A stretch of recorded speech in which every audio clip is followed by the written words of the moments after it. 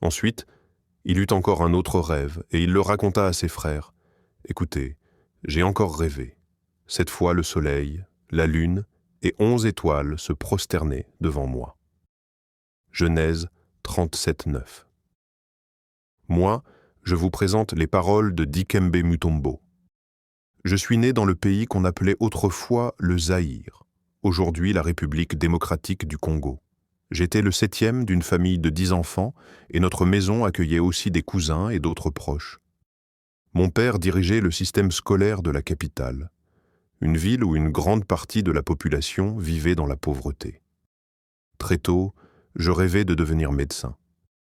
Je voyais autour de moi des enfants et des adultes mourir de maladies qui auraient pu être soignées s'ils avaient eu accès à des soins modernes. La souffrance de mon peuple me bouleversait. Dans mon cœur, un rêve est né. Un jour, d'une manière ou d'une autre, je reviendrai pour améliorer les choses. Mais comment? Je n'étais qu'un petit garçon. Pourtant, je n'avais pas peur de prier avec audace. Je disais, « Dieu, aide-moi à aider mon peuple. Donne-moi un moyen de réaliser ce rêve. » Dieu a répondu d'une façon inattendue. Au lieu de me conduire vers la médecine tout de suite, il m'a fait grandir encore et encore. Je devenais toujours plus grand, à tel point que mon père m'encouragea à laisser le football pour le basketball. Au début, c'était difficile. Ma coordination ne suivait pas ma taille. Même avec mes 2,18 m, je suis entré à l'université de Georgetown grâce à une bourse académique, Paspora, sportive. C'était déjà une faveur extraordinaire. Mon intention restait la même, étudier pour revenir servir mon pays. Puis, durant ma 2e année, l'entraîneur John Thompson m'a demandé d'essayer l'équipe. Non seulement j'ai été pris, mais je suis devenu un joueur important. Plus tard, j'ai été sélectionné au premier tour de la draft NBA par les Denver Nuggets. Je suis devenu l'un des meilleurs défenseurs de l'histoire du basket.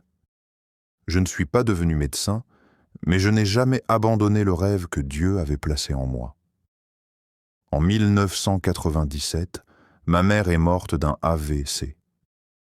Cette perte a ravivé la vision que je portais depuis l'enfance.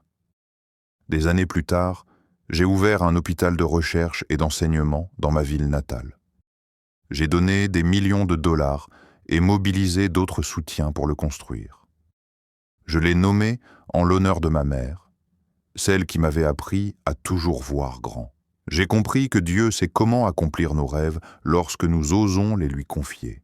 S'il l'a fait pour moi, il peut aussi le faire pour vous. Pour fortifier notre foi et apprendre à vivre selon les normes divines, nous pouvons nous appuyer sur 2 ouvrages précieux. D'abord, Vision de Nabuchodonosor, Avenir du monde actuel. À travers l'expérience de l'ancien roi de Babylone, nous découvrons combien Dieu a révélé à l'avance les événements à venir et comment nous préparer dès aujourd'hui. Ensuite, pour cultiver la paix intérieure et le bonheur au quotidien, lisons Vivre un festin constant. Ce livre nous aide à nous libérer du stress et des fardeaux actuels afin d'adopter une attitude qui conduit à la joie. Ces ouvrages sont disponibles en lecture en ligne sur youscribe.com et téléchargeables sur Apple Books. Que Dieu nous accorde sa faveur imméritée et ses bénédictions. Donnez, et l'on vous donnera. On versera dans votre sein une bonne mesure, tassée, secouée et débordante. Luc 6,38. Lorsqu'il se présenta pour la première fois aux sélections de l'équipe première de basket de son école, Michael Jordan ne fut pas retenu. Il n'était qu'en première année et mesurait à peine 1,78 m. Il n'y avait qu'une seule place disponible, et elle revint à un autre élève, plus grand de près de 20 cm. À ce moment-là, Michael n'était pas encore l'athlète spectaculaire que le monde allait connaître. Pourtant, quelque chose était déjà là, caché au plus profond de lui, prêt à se révéler au moment voulu, un potentiel extraordinaire, une capacité à s'élever, à bondir, à accomplir ce que d'autres pensaient impossible. Il aurait pu se décourager, il aurait pu conclure que le basket n'était pas pour lui. Mais, au fond de son cœur, une voix lui murmurait « C'est pour toi, tu en es capable, c'est pour cela que tu es né. Son avenir l'appelait. Malgré le rejet et les obstacles, il comprit une chose essentielle. Les autres ne déterminent pas notre destinée. Ils ne savent pas ce que Dieu a déposé en nous. Alors Michael continua d'y croire. Il travailla, persévéra, donna le meilleur de lui-même jour après jour. Et un jour, ce potentiel s'exprima pleinement. Il devint l'un des plus grands joueurs de basket de tous les temps. Nous aussi, nous portons des dons qui attendent d'être révélés.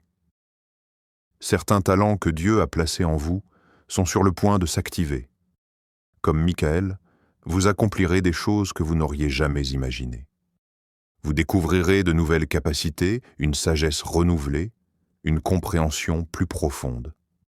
Vous atteindrez de nouveaux niveaux dans votre travail, dans votre influence, dans votre réussite.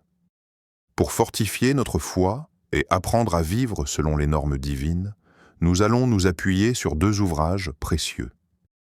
D'abord, Vision de Nabuchodonosor, Avenir du monde actuel. À travers l'expérience de l'ancien roi de Babylone, nous verrons combien Dieu a révélé à l'avance les événements à venir et comment nous préparer dès aujourd'hui. Ensuite, pour cultiver la paix intérieure et le bonheur chaque jour, lisons Vivre un festin constant. Ce livre nous aide à nous libérer du stress et des fardeaux qui pèsent sur nous et à adopter une attitude qui conduit à la joie. Ces ouvrages sont disponibles en lecture en ligne sur youscribe.com et téléchargeables sur Apple Books. Que Dieu nous accorde sa faveur imméritée et ses bénédictions. Tu te lèveras, tu auras compassion de Sion, car le temps d'avoir pitié d'elle est venu, le moment fixé est arrivé. Psaume 102 contre 13. Tyler a grandi dans la pauvreté, à la Nouvelle-Orléans, au sein d'un foyer qu'il décrira plus tard comme profondément marqué par les abus. Très jeune, il a fui cette maison blessée et s'est retrouvé à Atlanta, vivant dans la rue, sans abri, affrontant une vie dure, froide et impitoyable. Ces années furent pour lui un long tunnel d'ombre. Il dira lui-même que ses 28 premières années furent malheureuses et misérables. Et pourtant, un jour, la saison a changé. Il est facile, comme Tyler autrefois, de rester prisonnier d'une routine douloureuse. On n'attend plus rien de la vie. On ne grandit plus. On cesse d'avancer. C'est alors que surgissent les pensées négatives, celles qui murmurent que nous avons atteint nos limites, que nos rêves sont hors de portée, que désormais tout ne peut qu'empirer. Mais ne croyez jamais ces mensonges. Dieu est un Dieu d'augmentation, non de diminution. Il ne nous appelle jamais à reculer, mais toujours à avancer. Oui, Job a dit « L'Éternel a donné, l'Éternel a repris ». Mais l'histoire ne s'est pas arrêtée là. Parce que Job est resté ferme dans sa foi, Dieu lui a rendu le double de ce qu'il avait perdu. La restauration a dépassé l'épreuve. Il existe des saisons où la croissance semble absente, des saisons où il faut tenir bon et combattre le bon combat de la foi. Mais au fond de mon esprit, je ressens que nous entrons dans de nouvelles saisons. Des saisons d'augmentation, des saisons de faveur.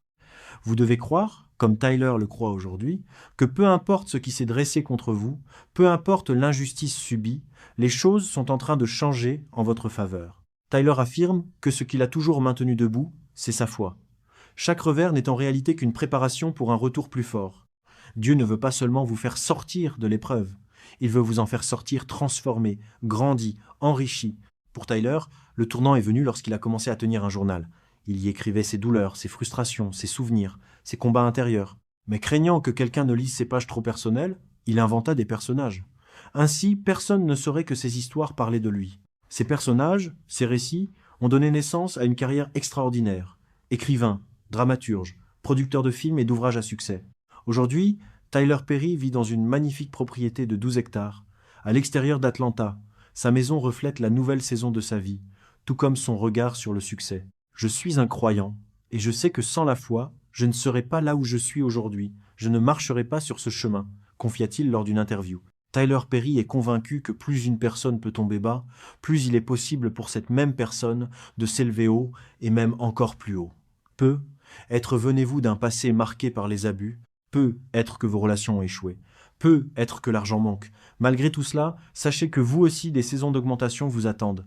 Dieu a promis de faire de vos ennemis un marchepied.